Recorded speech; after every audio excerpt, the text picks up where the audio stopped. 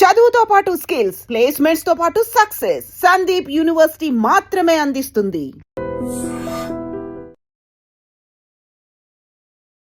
Hi hello నమస్తే, welcome back to iTrend media.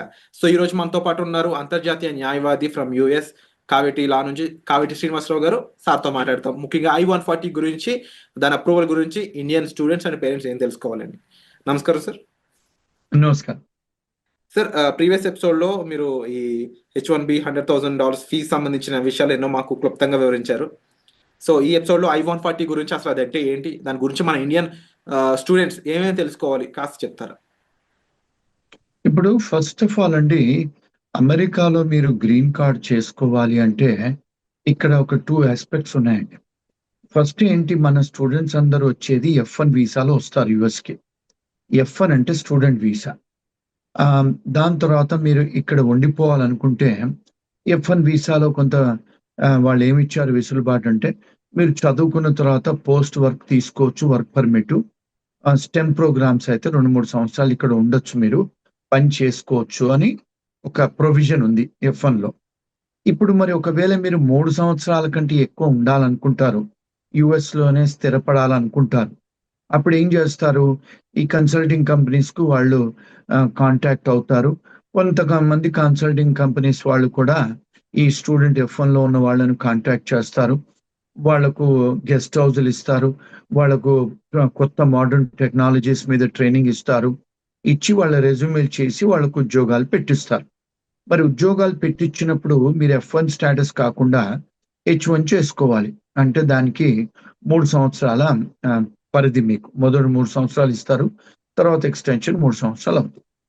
మరి ఇప్పుడు మీరు 3 సంవత్సరాలు 6 సంవత్సరాల వరకే ఈ దేశంలో ఉండొచ్చు H1 లో, అంటే నాన్ ఇమిగ్రెంట్ వీసా అంటారు అది. మరి ఇక్కడే పర్మనెంట్ గా ఉండాలనుకోండి, మరి ఏం చెయ్యాలి?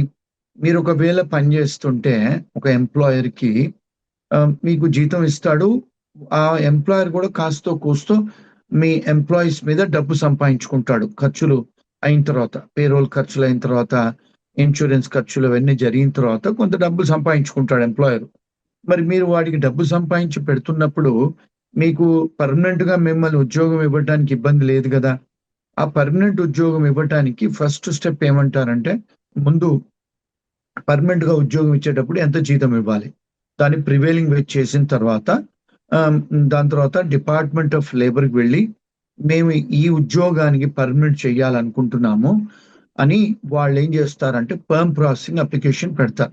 అంటే పర్మనెంట్ గా మేము తీసుకుంటాము ఈ పర్సన్ అని కాదు, ఈ పలానా ఉద్యోగాన్ని.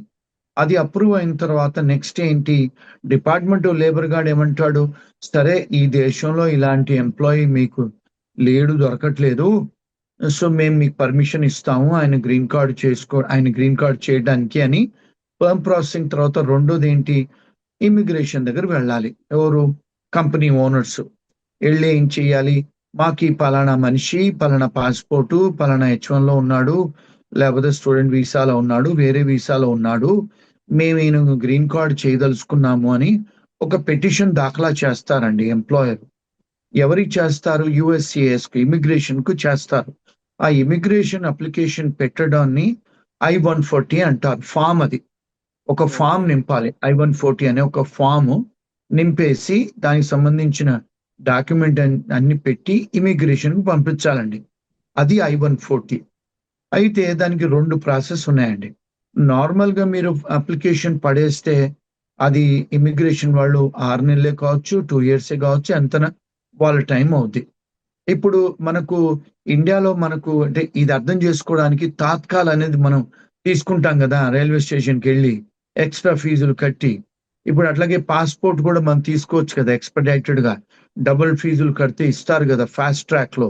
అలాగే ఇక్కడ I-140 కూడా కొన్ని అప్లికేషన్స్ కు వాళ్ళు ఏమన్నారంటే, ఇమిగ్రేషన్ వాళ్ళు, మీరు తాత్కాల్ లాగా ప్రీమియం ప్రాసెసింగ్ పడేసుకోవచ్చు.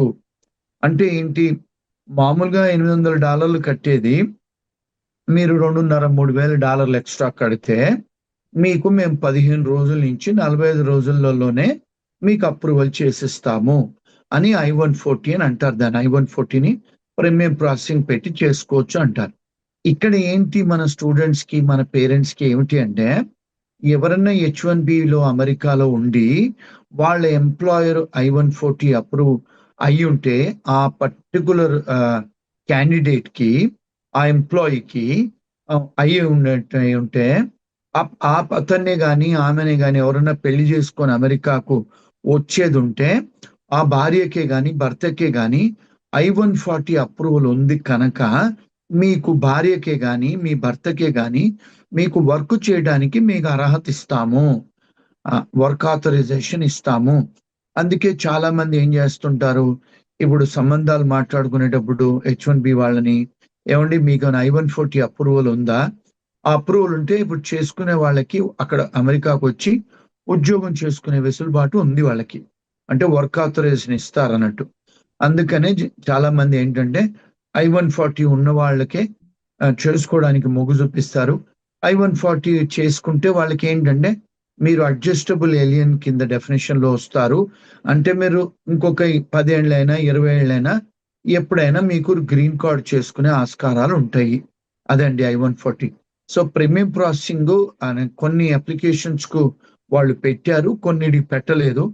ఇప్పుడు H1 నుంచి మళ్ళీ వాళ్ళు చేస్తున్నారు. కొన్నిసార్లు ఈవెన్ వర్క్ ఆథరైజేషన్, కొంతమంది students applications visa work authorisation కూడా కొన్నిటికి I-140 వచ్చింది, కొన్నిటికి L1 లో వచ్చాయి, కొన్ని P3 వీసాలు, కొన్ని అదర్ కేటగిరీస్ కి వాళ్ళు పెట్టారు, కొన్ని కేటగిరీస్ తీశారు.